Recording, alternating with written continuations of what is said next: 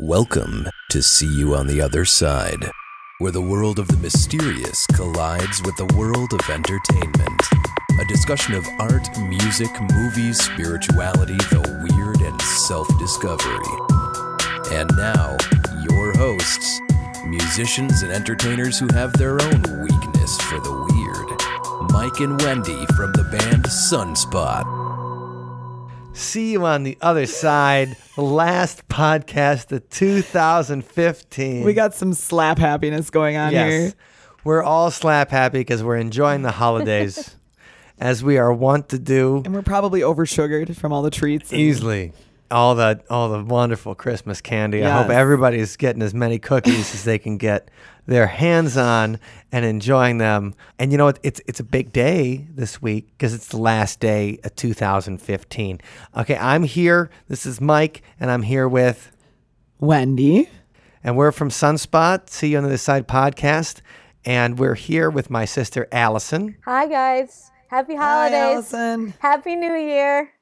Happy New Year to you, too. Allison from MilwaukeeGhost.com. She's been a guest on many podcasts. And today we're counting down the 10 most popular See You on the Other Side episodes of 2015. And that's what we're going to be talking about today to close her out. That's right. And man, there were so many episodes. I was first going through them in my mental Rolodex and trying to remember my favorite moments and things like that. And then I had to look at the list and I realized we really cover a lot of ground. Good job, guys. Good job, everybody. Pat ourselves on the back. No, but my back hurts because I'm patting it so hard. Really, there was quite a variety of topics that we covered and people that we met. And it's been a pretty darn good year, I think. I agree with that. And I think there's a lot of these, even in these most popular episodes, I feel like we've just scratched the surface. Because I think See You on the Other Side, like I'd like the first episode of a topic to be like a 101.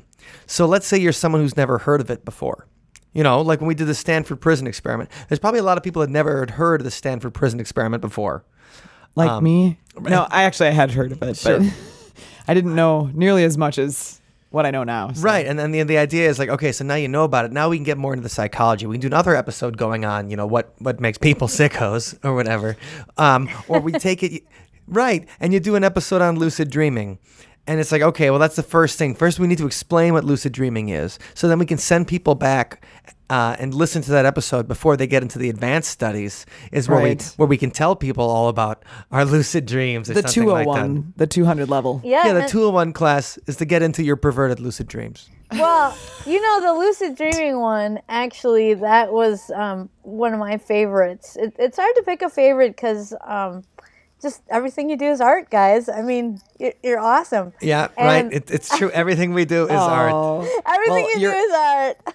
You're awesome too, Allison. And so when I was looking through, I was just really set aback on all the episodes that you've done, all the topics that you've covered, and even some way back in the back catalog, like the lucid dreaming episode. That's one of the first ones you did. It was like number 4 or something like that. It's real early on. Is right after we did our first episode was actually like making a deal with the devil. Yeah. And then we followed like lucid dreaming, like maybe 2 episodes afterwards.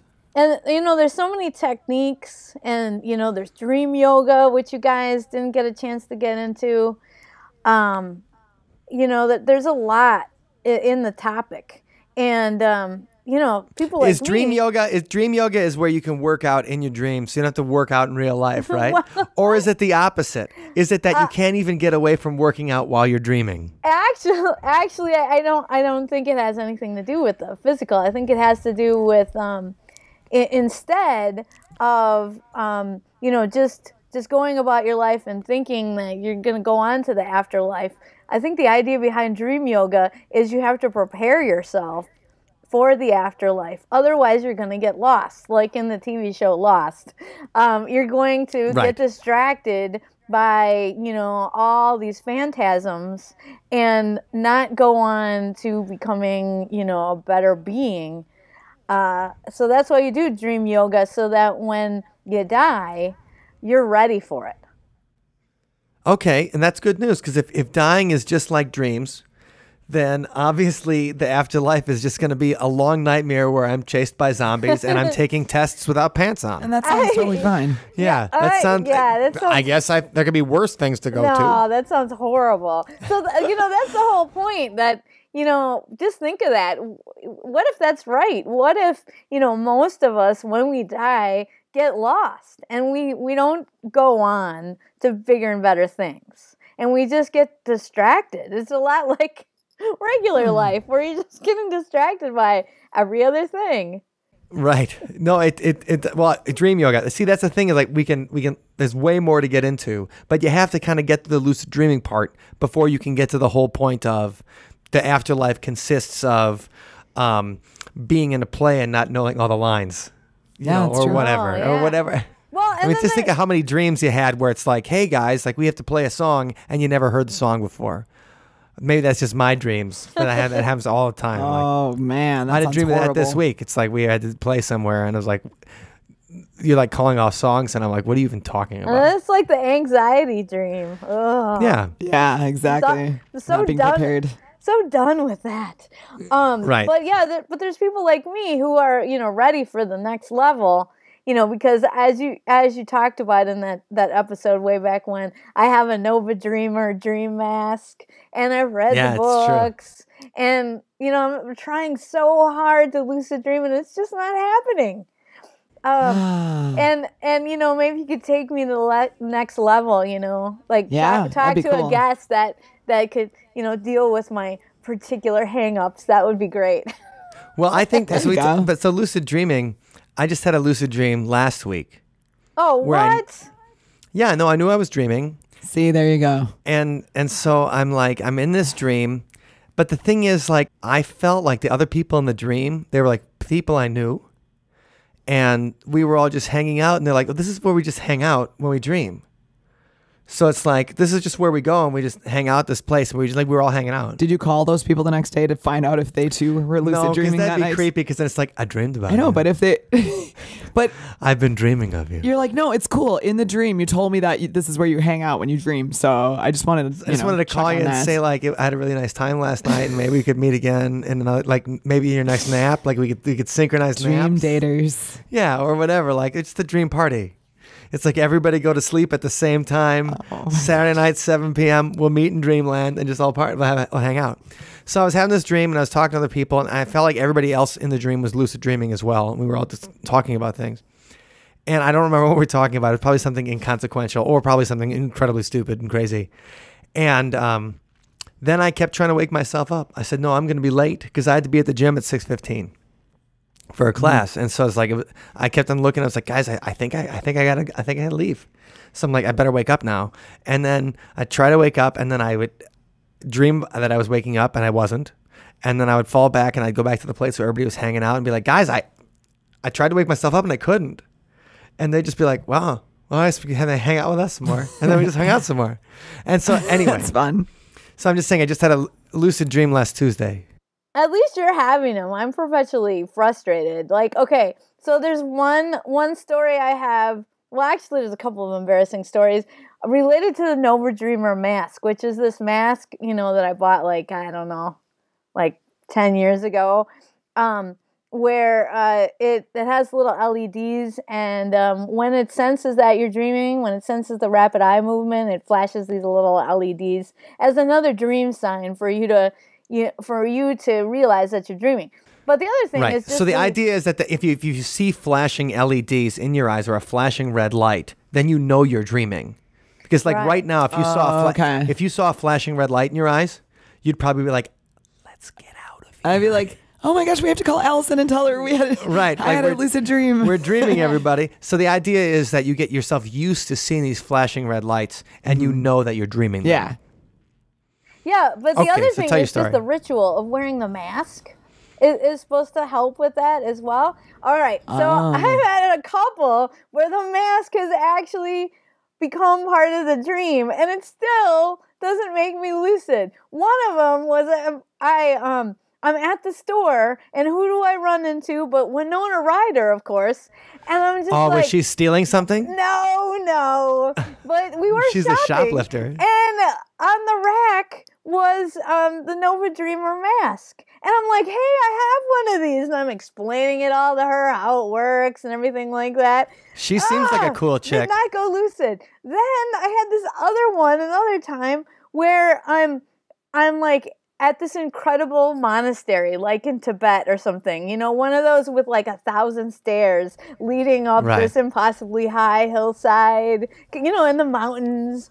And, sure, and Winona Ryder's there. Well, no, this is after. This is another dream entirely. So I'm ascending these stairs, and I have the mask on my head. Yeah. And I'm like, how did I get all the way to Tibet and I have this stupid mask on? I still That's did awesome. not go lucid. Ah.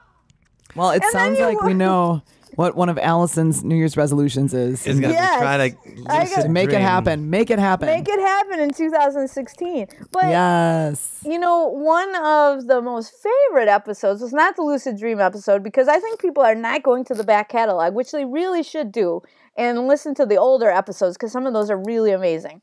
But I agree. one of the most favorite episodes has to do or had elements of sleep in it. Oh, absolutely. And that Yes. documented our 10th most popular episode. I was about to do that transition as well, but thank you, Allison. Was slipping. Yeah. Okay, so so the Gray brothers are two Canadian documentarians, and they made a movie all about the hag. And the hag is what happens. Some people wake up in the middle of the night and they see someone hovering over their body, slipping. Okay, so so the Gray brothers are two Canadian documentarians, and they made a movie all about the hag. And the hag is what happens. Some people wake up in the middle of the night and they see someone hovering over their body. So it can be like me, and my experience was of little white creatures all surrounding my bed. And that's who I saw when I woke up. And so one of the Gray brothers had this experience happen to him. It was so terrifying. He had to go around the world. They went around the world to investigate these different cases of people seeing the hag. Now, in the Middle Ages, they think of it as an incubus or a succubus, which is someone coming over you and sucking your sexual energy out and things like that in the middle of the night. And so that they're documenting the paranormal. That's kind of how they started. They made a movie, and then they ended up getting a whole series based on that. And I watched most of the series. Allison, you saw a lot of it too, didn't you?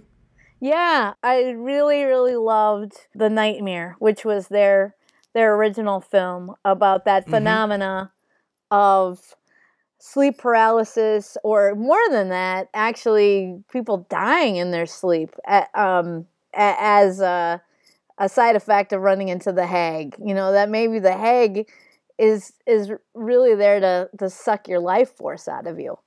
That's a scary proposition. As a lot of when the Southeast Asians came, especially after the Vietnam War, and you take the Hmong coming from, because the Hmong, the Vietnamese hill people took the side of the United States and South Vietnam in the Vietnam War. So when North Vietnam ended up assimilating the entire country, we had to evacuate the Hmong out of Vietnam. Otherwise, those guys were going to die. And so they came over, but the thing is, something came with them. Right. Yeah, isn't that what it's? The Dao Cho, their version of the old hag that comes on them in the middle of the night. People were actually having heart attacks and dying in the middle of the night. And I mean, when I heard that story, it's just, you know, what are you going to do with that? I mean, you're going to that have is to lucid something dream in order to fight the Dao that Cho. really get out of there. At least be able to run. Yeah, that's something that really, really happened. So, I mean, to me, that's one of the most frightening paranormal stories that I've ever heard. So to see that, I had to set up bouncers at my lucid dream party to not let the Dao Cho in, Nice. because it was like, no, you can't get in here because everybody wants to wake up. But yeah, so having you interview the Gray brothers was just incredible for me to hear that, because that was one of my favorite. That still is one of my favorite documentaries, the Nightmare, and it's still, an open question to me. Are there creatures that can come into our dreams? Like Freddy Krueger, but real. That's a frightening prospect, but we don't have anything to say that it can't happen. Well, if whether they're creatures or whether it's just your imagination and something inside you that sets your imagination off and affects your own, physiology so much, I don't think it matters. If something's working against you supernaturally, or if you just are fantasizing that yourself, I do think there's real experiences they've had, because I've had the hypnagogic experience, and I realized they weren't all little white aliens surrounding me. I was not on the cover of Communion. I had just read the book, so I understood that. And I got, after about 10 seconds of going like, that's it, they're here. It's over. They're taking me up in the spaceship, and I'm going to be like, whatever. They're going to make me pregnant, like the hybrids and stuff like that. They're going to get me. And then I realized, like, hold on a second. This isn't real. Well, what if you didn't have that feeling of this isn't real? Yeah. Then you might be dead. So I think I'd like to explore more night terrors, maybe interview some more people that have had that happen. And I think that'd be a fun thing to explore, because the power of the mind leads us to our ninth most popular episode, false memories. How people make up stories, or not necessarily make it up, but they remember being abducted by aliens. They remember being abused by Satanists, right? And how our mind will make up a memory to fit a narrative. And so learning that when you come from the idea that, well, if I remember it, it must have happened. I'm sure we remember a lot of shows as great, Wendy, because we had a lot of fun. That other people who were there at the show were like, oh yeah, that was, you guys weren't even in tune. But we're just like, oh man, we were so good that night. We just had the crowd. It was so great. So great.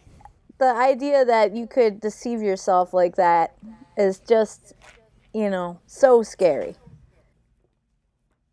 Well, it's not only scary, it's also when you think about what happens with testimony in court. Yeah, exactly. It's so what could be happening where people are like, well, yeah, I totally believe that person because he told me what he saw, but that person is remembering something that never happened. And I think the false memories, and we're definitely going to have to talk more about that, because we have to talk about the satanic panic of the 1980s. Right. We never got back to that. The false memories thing. Recently, I was watching that show on PBS, The Brain. The Brain, yes. I don't know if you've ever watched that one, but it's excellent. No, my zombie friends love it. Well, to them it's like a show on the Food Network. Oh my gosh, stop. Hey, now. All right. Stop it. I don't have the drum set. I can't do the rim shots. Thank you. Be here all of 2016. OtherSidePodcast.com. Find me there. See what I deal with. Go ahead. Come on. All the time. The Brain, they were talking about the false memories, and that's the same study that we addressed in that episode 55 of See You on the Other Side. Yes. Where, they did a poll on people where they told a story first about getting lost in a mall or something like that. So that whole test and that whole study is in that PBS documentary. So I recommend checking it out. Check out The Brain. And that's where you can find more on that. But false memories, it does have a thing, because it makes you question everything you think you know, and and especially in the world of the paranormal, because we talk to people about stuff. And I mean, especially me, I've done how many interviews with people that are telling me stories that they seem to be a touch questionable, perhaps. How do you prove it? Yeah, exactly. That kind of thing. And it's like, I think it's hearsay. It's just, there's no tangible evidence. Right. But do you think they believe it? And I think these false memories make me think that they believe it even more. Yeah. I could see that. Really believe in it. So, okay. Well, that's a fun episode, and I definitely think Satanic Panic and ritual abuse is something we want to talk about in 2016, and things we can explore, because if there's one thing we love exploring on this show, it's Satanism. Let's come back to our good buddy devil.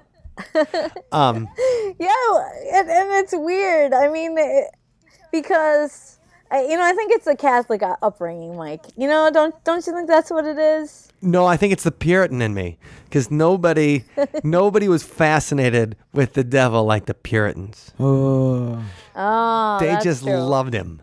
Well, they didn't love him, but they just always talk about they him. love to obsess over him. They love to hate him. Right, and I think we still have a lot of that puritanical spirit in the United States.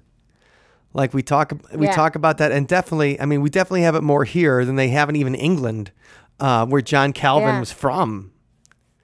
And so, right, with the radical right, very much obsessed with Satan, I would think. And so, well, speaking of obsessed with things, our 8th most popular episode, Silver Screen Saucers, an interview with Robbie Graham.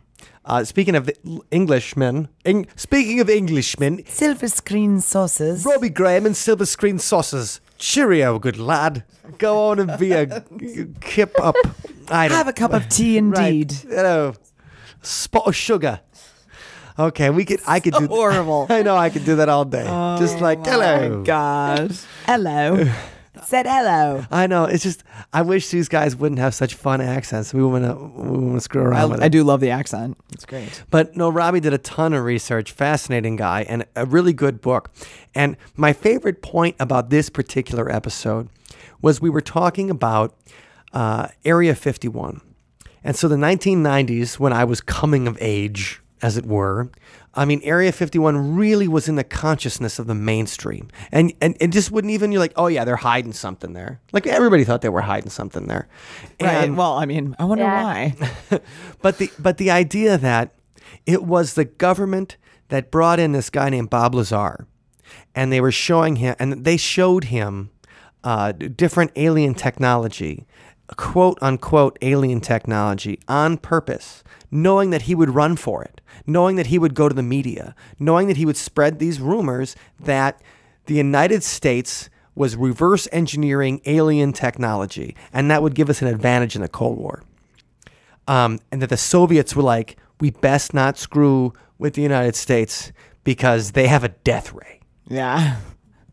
I thought, to me, that idea was the idea was fascinating. Yeah, that was a really neat concept to. And now we were doing a campaign of disinformation for the entire Cold War, thinking that we were thinking as alien conspiracists, we were thinking that, oh my God, this guy got away with all this information from the U.S. government. He's going to be killed. This Area 51 stuff's for real. And okay, they wanted him to get away. Right. They wanted him to spread That really changes this the word. game, doesn't it? It certainly does. And it makes me think, what are the things happening today Yeah. that we are currently, that we believe that we are currently being lied to about? Like, what do you guys think? Oh, man, there's got to be. Osama bin Laden. The death of Osama bin Laden. Oh, my. Come on. Come on. Like, it just was too easy. It just was too easy. I think that... I think it was a hoax. No, I think he was killed. But I think we either killed him before or we killed him in a completely different way than what's like described. That's one moment. Yes. Then, I mean, I think it's a completely different thing. Like, why? They said, oh, yeah, they just threw the body over the side in the ocean. I think it creates a certain kind of narrative that the United States can find you wherever you are in the world, even if you're inside Pakistan with so much protection around you. Right. Like layers upon layers of protection. We'll find you. Now, I think Osama bin Laden's probably dead. I don't think it matters if he's dead, but I think he's probably dead. Yeah. But I do not think it happened with the narrative that the government told us. That when Obama came up and he said, like, here's how we did it. We killed Osama bin Laden. Let me tell you all about it. And That's then just go, interesting. and that we see in Zero Dark 30 or we see in the movies. I feel like there's some kind of fictionalized narrative. And when I read about Seymour Hersh is an investigative journalist. He blew open a lot of things. he's got serious questions about the narrative. And he thinks that Osama bin Laden's dead, but that also we probably had assistance from Pakistan and that it didn't happen according to the narrative. But it certainly fits the bill that if we can kill the most powerful terrorist in the world, then Don't mess with us. yeah, we'll kill you wherever you stand. And then that's a prevailing kind of thing. And so they made an Oscar-nominated movie about the killing of Osama bin Laden. And so we just kind of buy that narrative. And I'm not saying whether it's true or not true. I'm just saying is that this is the narrative we are fed, just like, and it serves some kind of political purpose. Just like it definitely does. Area 51 and Bob Lazar served some kind of political purpose. Yeah, and what you were mentioning about the death of Osama bin Laden and other things like WMDs, we don't have video evidence. We just have what people tell us, and the video evidence of certain things is conspicuously absent. And that's the whole thing. So if people have these opinions, and you see it on Facebook all the time, everybody's got an opinion about something and hating on somebody else or letting everybody know what they think. And what? No, not in my feed. Yeah, no, not in my feed. There's never any political stuff in my feed. No, but everybody has an opinion on something, but they're basing on the opinion on a narrative that is given to them by the media, by the government, by a whole bunch of sources that have ulterior motives. Just saying, silver screen saucers really taught me that we should be questioning when we get our information. What do they have to gain by feeding us this information? Yeah, what's their angle? Let's be discerning about what we believe, and not just take what the government says as gospel, as the God's honest truth. We really don't know. We really don't know because we're not in that room, with the people who know the truth. We're just the peasants, really. Yeah, absolutely. And we got to take what they give us and hope they're telling us the truth. Well, think about the media. Think about the media this election cycle. In this particular election cycle, we are hearing about every time Donald Trump goes to the bathroom. It's like Donald Trump he combs his hair, oh my God, Right. He finds something, they report on the offensive thing or whatever he says, and then everybody jumps on it. They put it in their feed. It's like social media is now leading the news because the news wants to give us things that will be clicked and shared. And the more outrageous they can make the headline, they're going to do. And it's yellow journalism all over again. And if we talk about yellow journalism really from the late 19th century, and it was the newspapers that took us into the Spanish-American War and had us the whole invasion of Cuba and things like that. Okay, I think social media is great. I think all this news on the internet is great. Yeah. But just remember the last time we had this kind of journalism, a lot of people died in the Spanish-American War, mostly on the Spanish side. So we're like, oh, it wasn't that bad. But it still is, a lot of people died in whatever situation. So let's just keep that in mind every time you put something on Facebook that's inflammatory about something political. Somebody at CNN wanted you to share that. Right.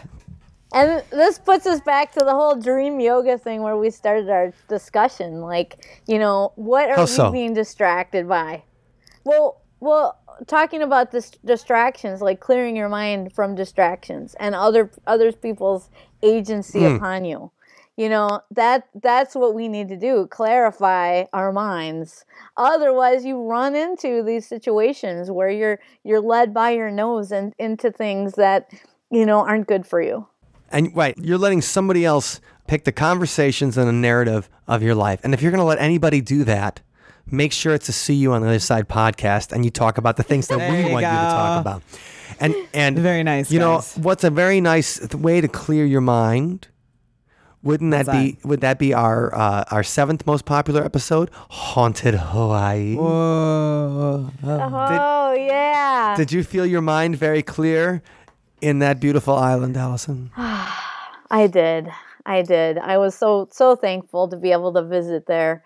And just to find, so many unusual stories and really like so many topics on See You on the Other Side, I feel like we just just brush the surface. I don't feel like, we got to the depth of it. There's so much more in the Hawaiian Islands, and we're always talking about spending some quality time there to really get down. Obviously, we have to go, and we should probably go immediately, like right now. Well, I believe in the new year. In the new year, we're going to find ways for our listeners to be able to help support our adventures on See You on the Other Side. There you go. And so if we can find some help in supporting an adventure out to the Hawaiian Islands. I like that. Yes.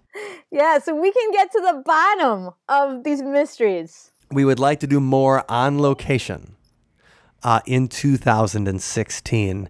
And we can start with a follow-up episode of Haunted Hawaii and do the haunted travelogue of a very mystical Yes, let's place. start like in the middle of winter. Yeah. Perhaps. I'd say February would be a good time if you're looking to donate. Yeah.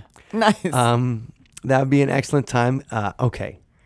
Hawaii, beautiful place. We're definitely going to have your man, Lopaka, from the Ghost Tours of Hawaii. What was the Ghost Tours called? Absolutely. Like Mysteries of Hawaii. Mysteries of Hawaii. Lopaka Kapanui. Right? He's a great guy. Yeah. And a wealth of information. And yeah, in February when we're all willing, when we're all ready to just like freak out because of cabin fever, we should totally like connect with him so that we'll go to Hawaii and we'll have a podcast. I like that. Okay. All right. So our 6th most popular episode, Out of Body Experiences. Okay, so we're talking about leaving your body. Luis Monero was the guy who was an experienced out-of-body experience. Allow myself to introduce myself. No, he is an OBE teacher. So That's right. So he would teach people to have out-of-body experiences. And what I haven't tried yet was the meditation thing where you try to vibrate your soul. And it's in that vibration of the soul where all of a sudden you'll pop out. And he got specific about that technique and everything for trying that, which was very cool about that episode. And we got lots of good feedback on that from people who enjoyed who tried it out. They left their bodies and they vibrated. They came to visit me at my lucid dreaming party. And I'm wondering about that. It's like I try, that thing where he says to, focus on the energy in your head and then bring it down to your feet. Yeah. And there's something called like foot tapping or toe tapping, which is like a similar exercise, which I'm gonna, see if I can invest some time in that, because I really, really want to get that energy going, because basically I'm dead inside, Mike.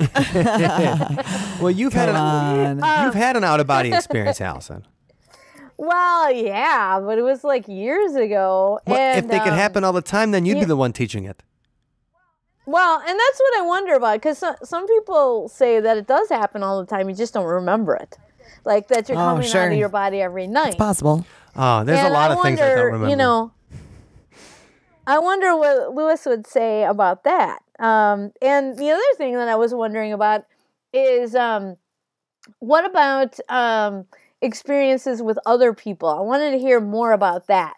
Like, can we do experiments? Are we at that level where we can do experiments where you can meet with other people and, actually maybe observe things that are going on in the environment and, get some proof. I would love to, it's in OB or in near-death experiences called veridical experiences where, you see something really going on in the environment and then you're able to confirm that you were there. Well, don't they have the whole experiment idea with the other out-of-body experiences? There's something sitting on a shelf out of your sight.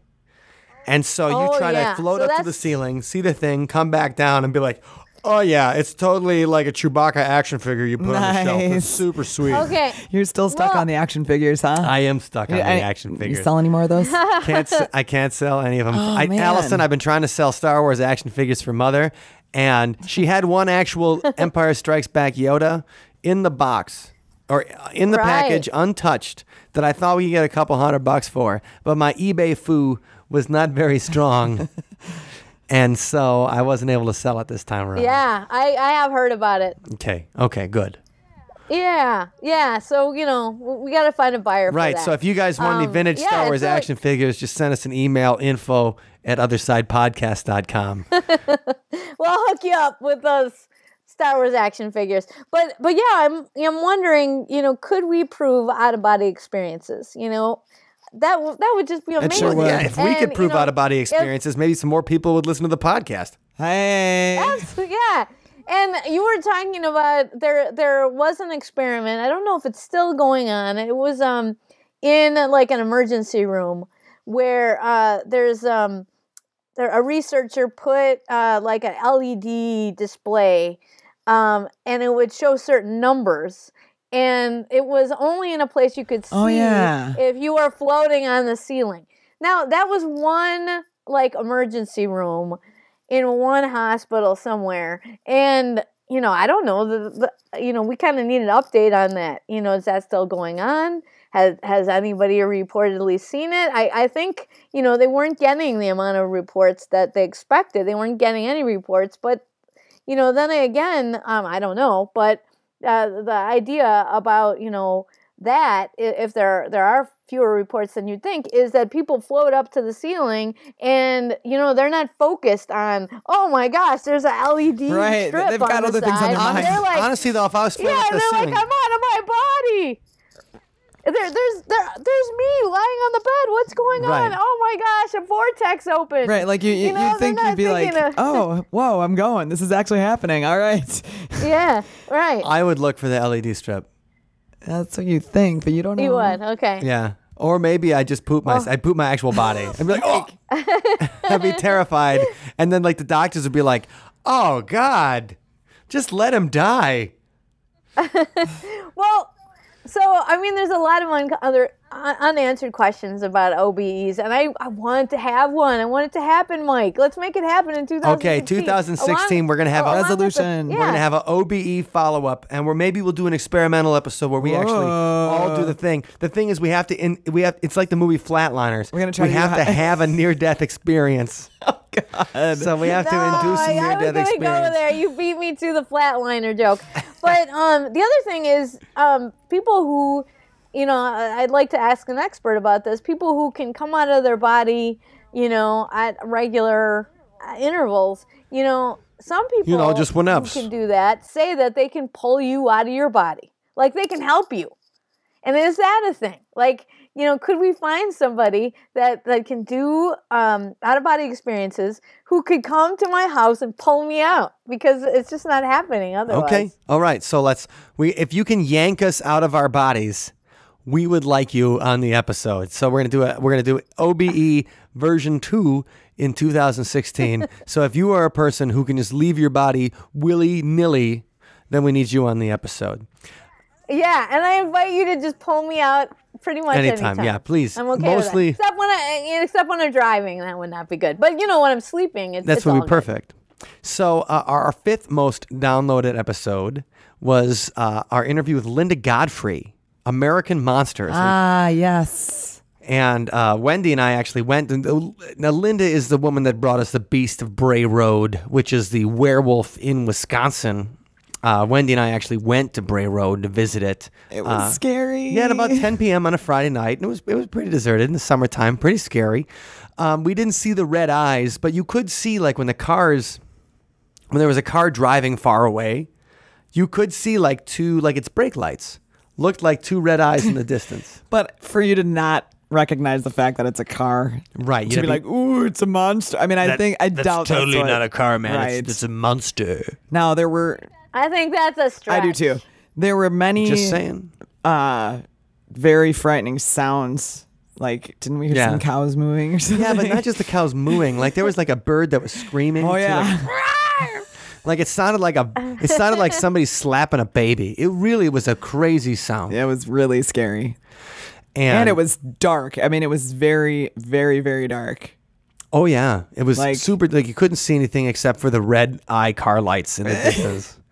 And the beast eyes. And I can tell you one of I think the scariest sound I ever heard in my life. Well, no, the scariest sound was when our guitar player Ben, when he remember we were rehearsing, and so Ben is working on this part, and he tries to do like a jump kick or something. Because that's what we do at rehearsal. You gotta make sure you have the moves down. You gotta perfectly. work out your moves. Right. And so he's working out a move. He like kicks too high and dislocates his knee. Oh gosh.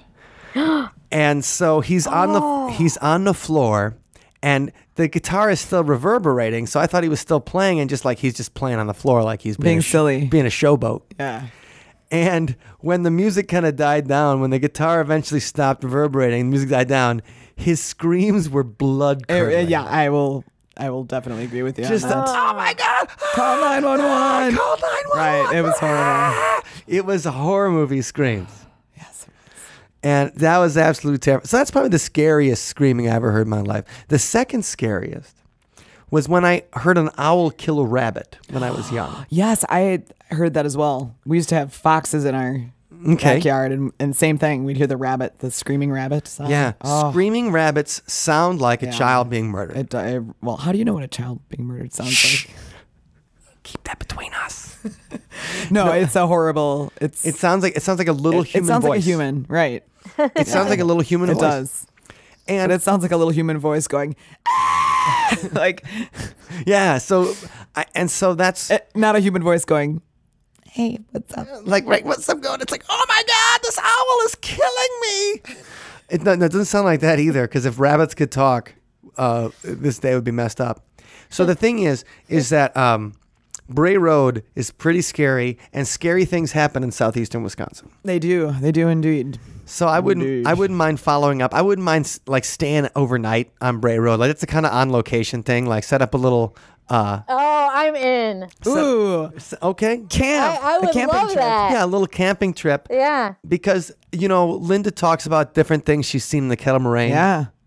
And she talks about being able to knocking on the tree like a stick against the tree and like something. Yeah, tree knocking. And tree knocking. Explain to us It's a tree thing. knocking. Yeah, it's a thing. thing. She's like, oh yeah, It's a thing. oh yeah, you know What? tree knocking, jackass. I like finding Like, what? Bigfoot. Yeah. It's a thing where you knock on the tree and then you see If the tree get knocks any back. responses. If somebody knocks Yeah, back, if Bigfoot but knocks. I wonder, how many Bigfooters there are actually out there. How many investigators, I mean, Tree that, knocking. maybe they're knocking. Yeah, they're knocking each other. Oh, I bet. funny. I bet that's happening. That's kind of. Yeah, because, you think if you have your own TV show, how many people are going out and trying that on a daily basis? Probably a lot. Statistically speaking, it's quite likely that it's Just knocking to each other. a bunch of Bigfooters. So we should do that.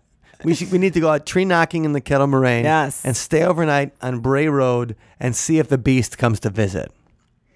Yeah. I Oh, love gosh. that. And It's gonna be like we were in high school again, like Yeah. out in the middle of the night getting ourselves into trouble. That's the whole point. So that's something we'll have to do. and maybe talk to Linda about the most recent reports to, find that's a great prime idea. locations. What I thought the most interesting part of the conversation with Linda Godfrey was the fact that she's like, oh yeah, bipedal canines. And then looking it up and realizing that there are a whole lot of instances Right. of dogs walking on two legs. Which means Like not just as a trick, as like a party trick. yeah, but they'll actually like dogs will some dogs will just every once in a while walk on two legs. They're like, hey, look at me all proper walking around. Well, that just leads me to believe that when people used to take the pictures of dogs playing poker, that they were actually like they took it from a real life photograph. Because how else? I mean, how else did they walk? How else do they sit on that chair? And hold the cards. Right. And how are they smoking a cigar unless they're walking on two legs? So that's actually evidence of a paranormal phenomena, you think? That dogs are just like, they're watching us. And when they see that we look away, they stand up, they sit down at a table, deal some cards, smoke a cigar. This is what they're doing now. Right. They're just like, okay, they're not around. Okay. And then they just jump in and they're like, what are you playing? Just hold on. Why do you shake your head whenever you're doing the dog talk? I think a dog talk, you just think about how dogs would talk. I'd be like, well, what's going on? Okay, maybe not. Hey, All right. What's going on here? So the bipedal canine is interesting. We'll definitely have Linda Godfrey on again because she has a wealth of paranormal information and she knows all about those Yes. American monsters. She does. And speaking of monsters, Yes. speaking of America, the fourth most downloaded podcast of 2015 was my haunted trip to Hollywood Boulevard. That's right. That was actually that was our first travelogue episode. It was. So you kicked it off. And that's where all the monsters hang out. That's except true. the ones in southeastern Wisconsin. Right. No, Right, I've seen yes. like Spider-Man and I've seen Darth Vader on Hollywood Boulevard. The Hulk. Yep. That's right, The right. Hulk's there. Always an Iron I guess Man. okay, sorry. I guess Spider-Man isn't really a monster, but Last time I was there was Samuel L. Jackson from Pulp Fiction was the good one. That was my personal favorite, is people taking pictures with whoever. mascots. With the mascots on Hollywood Boulevard. They have that in Times Square too. People just dress like. And in Las Vegas on the Strip. It's like Oh, yeah. every major city has a bunch of sad-looking mascots who just standing around. walk out and they try to get a picture taken with Yeah. people for $1 or something like that. And it always feels to me like, okay, you're taking your picture with somebody. That's not the real celebrity. Like when you put that picture on Facebook, everybody's gonna know it's not really Samuel L. Jackson, because he doesn't just walk around with his wig from Pulp Fiction Right on Hollywood and, his Boulevard, outfit. too. It's like, you know what I'm gonna do today? I'll walk down Hollywood I'm Boulevard. gonna stand in the most populated tourist area. Remember when I had that sweet Jerry curl 20 years ago? I'm going to do it again. I can't imagine Samuel L. Jackson doing that. Anyway, how anybody wants to make their money, to each their own. I think it's absolutely fine. But the Ghosts of Hollywood Boulevard, I enjoyed some of the broken dreams, because it made me feel like, oh yeah, I've got those too. You're not alone, Mike. I enjoyed the ghost stories about broken dreams. Like, this place is haunted by the actress Really sad. that just went to failed audition after failed audition. Or here's Montgomery Clift, where Oh yeah. he here's where he would paced back and forth and worked on a script and stuff like that, and he led a tortured in the closet kind of 1950s lifestyle. That is sad. Right. I'm not saying I actually like those stories because they Right. make me feel better about myself. And then I have some kind of schadenfreude about dead celebrities. But No, but maybe it makes you appreciate what you have. yes, it does. That's not There the you same as go. Schadenfreude. The optimist, Allison. Yeah, it just makes. There we go. Yeah, it just makes you thankful that what you have to deal with isn't as hard as maybe what people had to deal with in the past. Right? I agree with that. Like the kids in the past that got beaten by yeah, like that beat right by the Christmas monsters. And Oh yeah, I love that episode last yeah, week. because I just love the fact that there's just so many kinds of different characters in mythology. and they all want to beat up kids. Right, they're just like, what Yeah. do you love? Beating up kids. Come on, man. Well, Come into my house and meet my kids. Oh my god. well, the thing about it is it really made me see Christmas differently, as the Christmas celebration is kind of like a practice judgment day. Oh, that's a good way to put which it. Really, I've never seen it that way before. Like, if you're a good little kid, Yeah, you're right.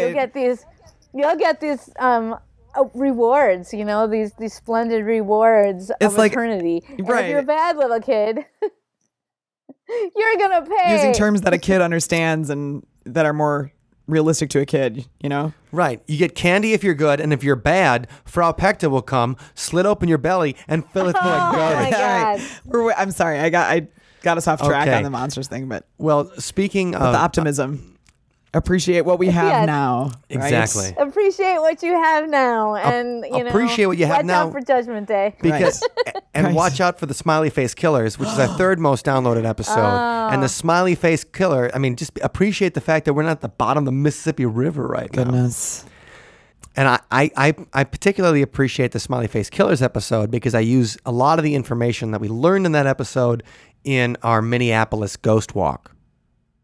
Really? Yeah, because on the Minneapolis Ghost Walk, we actually go on the path and on the bridge where one of the victims of the quote unquote Smiley Face Killers, where he was last seen.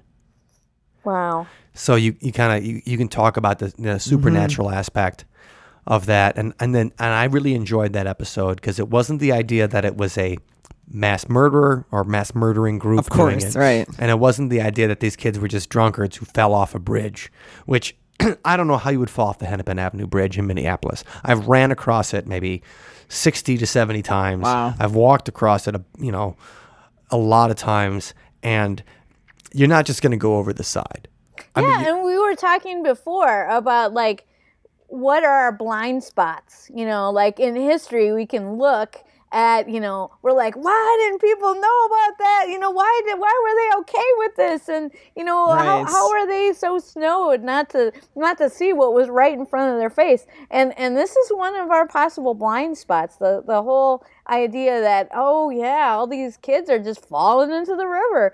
I mean, that just doesn't seem, because that's not a thing, is it? Like, men, like they get loaded and then they just go looking for water. I mean, No. it just seems weird. It does. Yes. And I mean, what I liked about that episode was that they really didn't close their minds to any possibility at all. I mean, they left their minds so open. They were exploring things that people had never even considered. Right. Which obviously the paranormal aspect of it, is coming into play there. So that I just thought was really cool to see people not just, taking the typical roads of investigation, but actually just saying, okay, let's just rule nothing out, Right. including very strange. Well, the idea that places might be cursed. One of the things we didn't bring up in the episode, but I thought of recently, was, so I mean, one of the kids in the Smiley Face Killers, he went in Minneapolis, but most everybody else was La Crosse. Okay, why La Crosse? Well, do you guys ever read or see It by Stephen King? Unfortunately. Okay, right. So It. Nightmare fodder. Right, completely nightmare fodder. But the idea of, in Derry, Maine, every 30 or so years that this creature wakes up and starts taking people, starts murdering people. Mm-hmm. It's just kind of, the place is cursed. Something lives underneath it that gets hungry. And when you talk about La Crosse, I mean, it's a pretty area, but also it's a poor area. It's a tough, I mean, is the place cursed? Yeah. Is there some kind of thing? Does it have to be a water spirit? Does it have to be, can it be some kind of energy? Can it be some kind of energy in there? Yeah. In the town itself? Interesting. That it could have stuck around from some kind of horrible thing that happened there. I'm just saying. They're fair questions to ask. They are fair questions to ask. If it is some kind of negative energy surrounding the place, is that something we can even do anything? Can you turn that around? Right. Or how do you avoid it? Right. I mean, aside from not drinking Right, not excessively. drinking way too much and then walking over the bridge, which is a huge bridge. And I've walked across that bridge too. And I was like, you'd have to want to fall. You have to want to go in the water. Right. So are these kids just suicidal? Well, yeah. That's the thing. Are they just suicide? They just drink too much and they're like, you know what? I'm not having it. This is But it. we didn't get that impression from talking to those investigators. I don't think so. But it really made me think like, okay, water spirits, now you might be, and now we're stretching things as far as things that I believe, but negative energy, like, do I believe a place and a people can have a ton of negative energy surrounding them, and that contributes to poverty and death and all those things? Yeah, I believe that. And I lived in La Crosse for 2 years and I felt it. Well, and the thing is, the power of water to hold energies, or at least, it's fabled to be able to hold like spiritual energy. Mm-hmm. And, so if there is negativity in the place, maybe it gets concentrated in the water and that's somehow reflected out to passersby.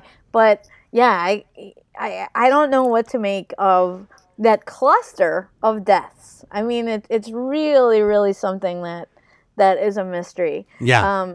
Because there's just too many in that one area. And it's just peculiar, just to think that people are so drunk that, they're going down to the water. I mean, what's the point of that? And the thing is, in Madison, that would happen every weekend. Right. Yeah. We have a lot of water here. Okay, so, and that is a lot of what we talked. The isthmus, right? We're Right. surrounded by lakes, and when you go Right. downtown, it's, And We're surrounded by doesn't lakes happen and in drunks. yeah.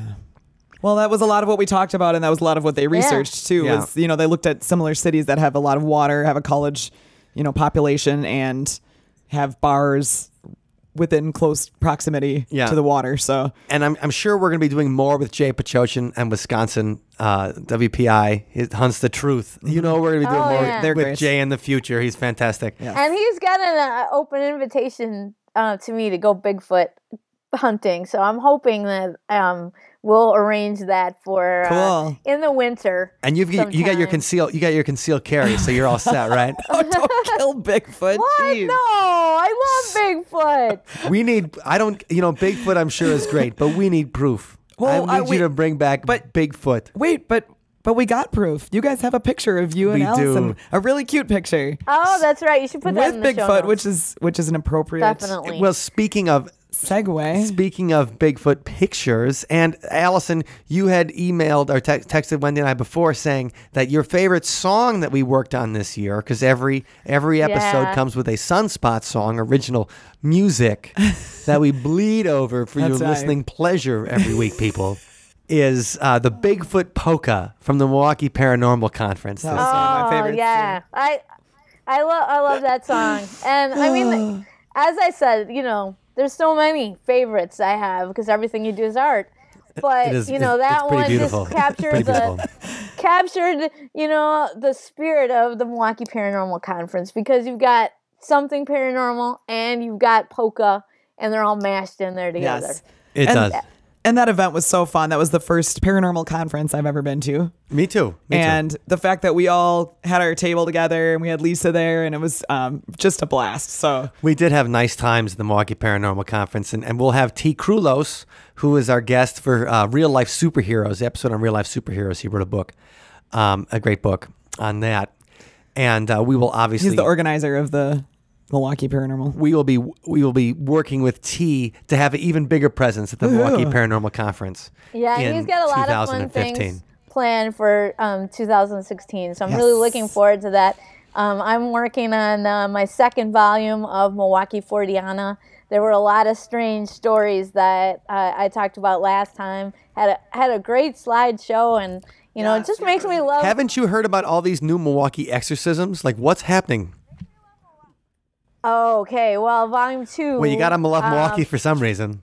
Yeah, Nice. I'm just startled by everything I'm finding about local exorcisms in our very own community. It's all about the And, pulley sausage.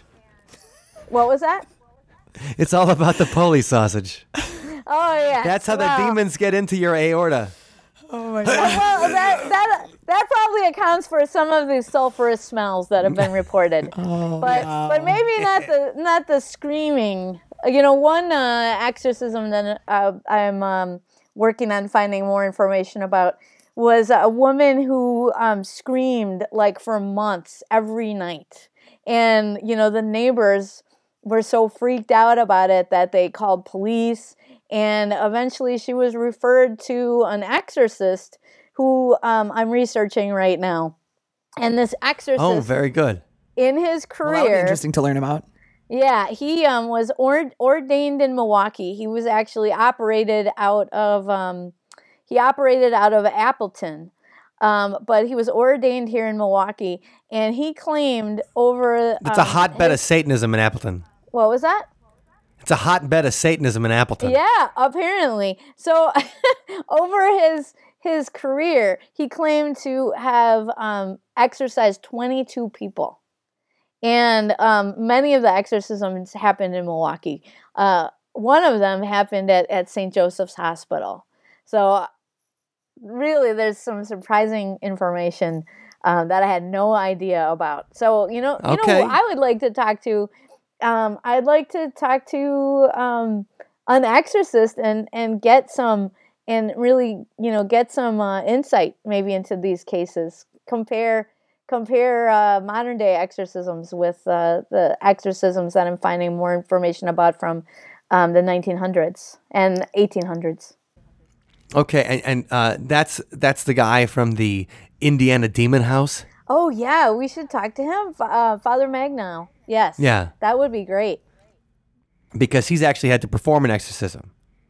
Yes. And so he's probably the only priest you'd find that you could probably just look up that has actually performed an exorcism. Yeah, I mean, he would be a great guy to talk to. We should look at him.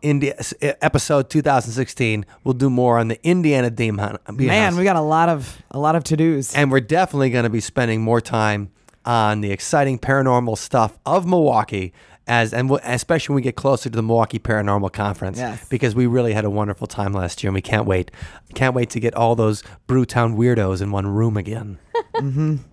So, that was our second most popular episode. Okay, are we all ready to number Everybody, one? hold on to your butts. What do you think it is, everybody? What's the number one most popular episode of 2015? See You on the Other Side podcast. Okay.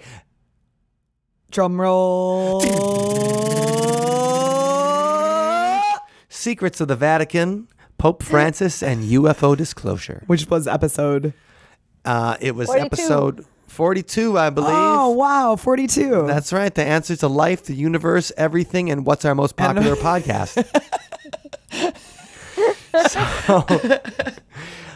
So that episode, we discussed how somebody stupid on the internet thought that for some reason the Pope was going to tell us all about the aliens. fact that we had actually we know aliens are around.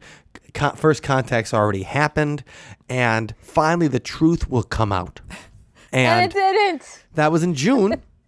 And while Pope Francis still seems like a groovy guy to a lot of people, he did not tell us about aliens, did he? No. Sadly, no. Mwah, mwah, mwah. But in further discussion about that, there was an excellent article in the Washington Post a couple of weeks ago about the only guy that's an actual UFO lobbyist. That's right. So this guy, there's somebody, I mean, he's a little older. I mean, he's like born in like the 40s. So he's approaching 70 now, and he's retired.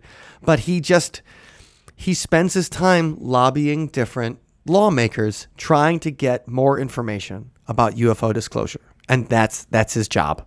That's a great job if you can get it. I'll say. Yeah, I mean, I think he sleeps on a lot of people's couches. Like in the article they talk. So the thing is, being a UFO lobbyist, it's not the kind of it's not like being a tobacco lobbyist. It's not as glamorous as you think. Yeah. So let's say you work for the tobacco company. Let's say you work for the coal industry. Let's say you work for the nuclear power industry. Then you probably have some excellent Your wallet isn't light. steak and lobster dinners. You're taking people out. I'm sure they cover your drink expenses and things like that. Like the UFO lobbyist, if you can get some kind of organization to, I don't even know what you would cover, to cover your subscription to Netflix so you can watch old X-Files episodes. Like he's got, it's a rough life, and it's a really interesting article. And the fact that somebody's actually like trying to do something about it. Somebody believes in disclosure so much, they're trying to get the government to admit it. And there's one UFO lobbyist. And I tweeted about it when the article first came out, and then they use Roswell in the title of the article. Okay. And somebody, more than one person actually responded to me about how Roswell's all crap. Yeah. You know, and I just think it's interesting. We were talking about 20 years ago and conspiracies and all this kind of stuff. 20 years ago, somebody had told me Roswell is crap. I'd have been like, you're just fronting for the government, pal. You are just fronting. You're just spreading their lies. You're one of them, man. Who's got their hand in your pocket? You know, the kind of thing. Yeah. And, but aren't we kind of burned out on Roswell?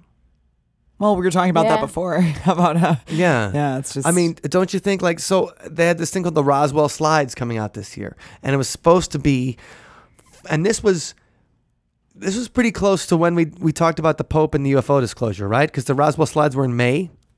It was like Cinco de Mayo. Yeah, it was. Yeah, Meng. Wasn't it after the paranormal conference? It was either after or right before. Yeah, the it was paranormal conference was June 6th. So Yeah. The Roswell slide thing was May 5th. But the thing is, one of the guys at the Milwaukee Paranormal Conference, Don Schmidt, who we had also to talk to the week before actually, the big thing in Mexico City, Cinco de Mayo, the Roswell slides. A month afterwards, he had to come back to Milwaukee. And the thing is, the Roswell slides, somebody said that they found these pictures of these, alien autopsy kind of stuff. Allison, would you say?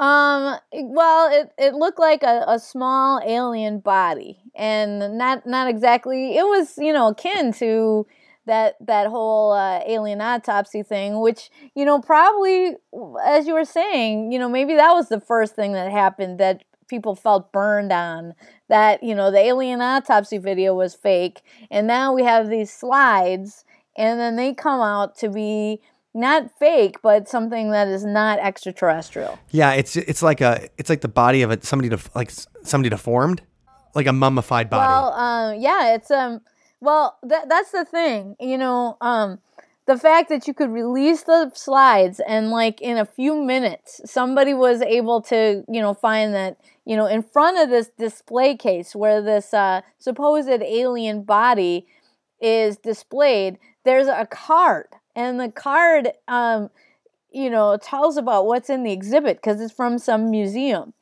And for like a few minutes after the slides were released, somebody was able to take software to read what was on that exhibit card. Right. And to see that this was a child mummy.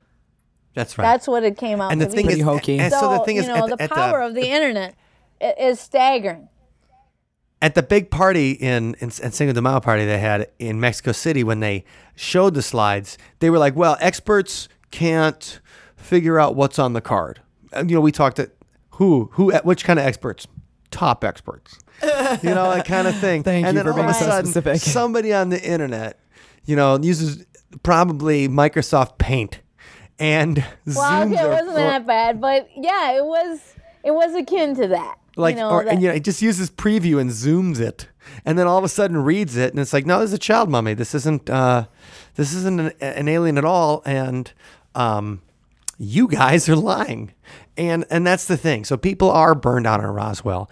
Well, I don't think. Well, let's just be fair. I don't think they were lying. I think they just didn't realize that, there is software that, can take an image which is, not very high quality and, can reconstruct, the text on that. I just think they didn't know that, and they were just taking people's word, witness testimony, about the slides and how they were acquired, the whole pedigree. I think they were, maybe relying on that too much. Well, okay, saying that they're lying is a stretch, but what I want to say about it is that I think guys like Don Schmidt, and I think Don's an excellent writer, an interesting guy, and a great researcher. I think guys like him, I don't think he cares if these slides are discredited. I don't think he cares if the alien autopsy is discredited, because he's not looking for small amounts of evidence to eventually prove a case like you would be in a murder trial. They say, like, okay, there's 30 pieces of evidence here. They all add up to this points to that. I think a guy like Don Schmidt, after spending so much time, he needs to hit a grand slam. He needs evidence that the UFO was there, like the body. Inarguable evidence. Right. Stuff like a picture of Gray high-fiving General Eisenhower. Or just a Gray. Yeah. He needs a live Gray. He needs a live Gray to to do it like a live Skype from his house. Be like, check it out now, guys. Right. That's the kind of thing that these UFO researchers need, because they spent decades putting together tiny pieces of evidence. So what does this do? Things like the stuff in Mexico City gives him money to go back there and try to find that slam dunk, that home run. Keeps him going and keeps him researching. And because the thing is, people are not going to believe him anyway when he comes up with small amounts of evidence. Right. So if he gets money coming in to come back with huge evidence, I think that's what motivates these guys. Yeah. And it's like, okay, he's discredited. So what? I mean, he's actually hunting the truth, Right. So I'm sure that's important to him more so than... He believes in UFOs. Most people discredit him anyway. Right, that's true. So I think with a lot of these guys, what they want to do is they'll do whatever it takes to get that last shred of inarguable evidence. Mm-hmm. And so that's maybe what the lobbyist is looking for too. That's what all these guys are trying to get at. And we talked about that with Pope Francis a little bit. When we talked about disclosure, we talked about that final thing, because disclosure would be when we had Pope Francis on When Pope Francis was on a guest, he's like, "Hello, I'm Michael Wendy Allison. How is everybody doing?" He does not sound like Father Guido Sarducci. like Mario or something. He's Argentine, right? I just figure when you're the Pope, you're always gonna sound like, "Hey, no, it's the Princess Peach. We gotta watch out for the King of Koopa. I bounce on his turtles. I love it at the game." Goodness. What do you guys want on your pizza, right? Okay. I'll take pineapple, baby. Oh gosh. What I'm saying is, so the whole thing of disclosure. So Pope Francis, like, he may be cool about atheists. He may be respectful to homosexuals and the church, but has he given us UFO disclosure? Like, that's all that counts. Like, Not the yet. rest of the stuff, like, whatevs. Right. Let's talk about UFOs, sir. All right. And I think that's the most popular episode, Yeah, Pope I know. Francis. Because we should probably do an episode about Pope Francis every week and then see if people don't. Like, we'll just do extra stuff like Pope Francis and false memories. That's right. There you go. And we'll talk about abuse, I guess, at the Catholic Church. No. We could have like false memories. We could just go around and say like, "Hey, abused by a priest, real, not real." Okay. So that was the number one. The Number most done. one. So, well, that was quite a list of stuff. Yeah, it And was. It was a really good year, you guys. Thank you for being such great co-hosts. You too, Wendy. We had a lot of fun. And I'm looking forward to next year and all these cool topics that we have yet to address. Right. And I Yes. want to also thank the listeners for listening and for giving us the feedback. And we'd love to hear if there's a topic that we haven't covered that you would like us to cover. You know, please email us, Yeah. show@othersidepodcast.com, or you can reach out to us on Twitter at Otherside Talk. Yes.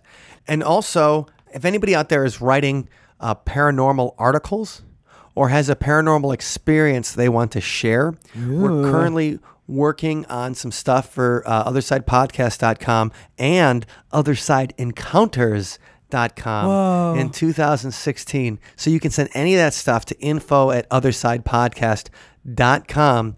And we're going to be blogging and doing some other fun stuff in 2016 to really ramp up the paranormal. Instead of just every week, it's going to be every day. And so that's part of the fun we're going to have. Exciting. So excited. And remember, if you can pull us out of our body, we welcome you. We were looking for that OBE. Oh, man. Yeah. That sounds a little scary. I don't know. So if you figure out a way to pull me out of my body while I'm sleeping, well then, good for Wow. You can have me. Oh, my. Just come and get it.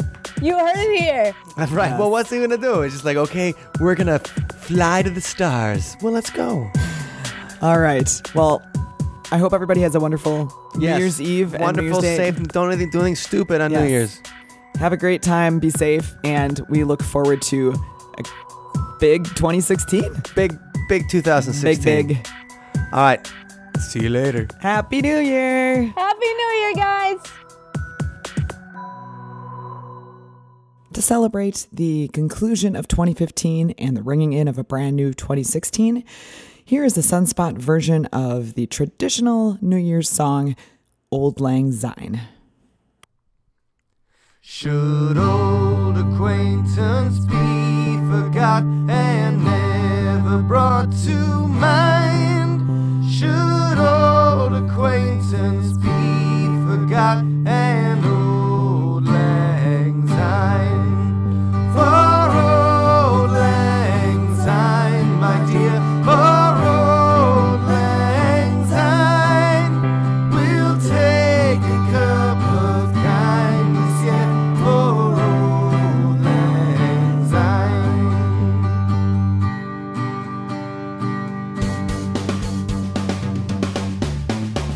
And surely you'll buy your pine cup, and surely I'll buy mine, and we'll take a cup of kindness yet for old lang syne. For old lang syne, my dear, for old lang syne, we'll take a cup of kindness yet for old lang syne.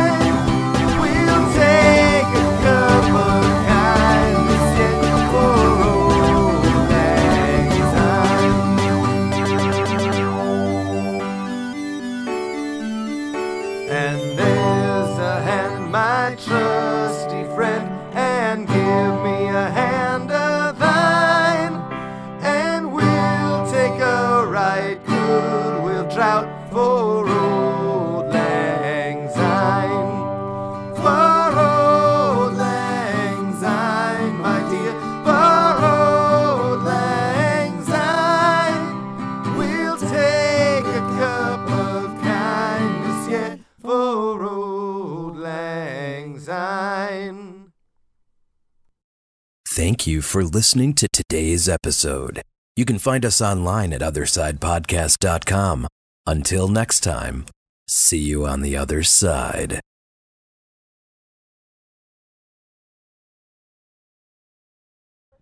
It's all about the Poli sausage. That's how the demons get into your aorta. See what I do?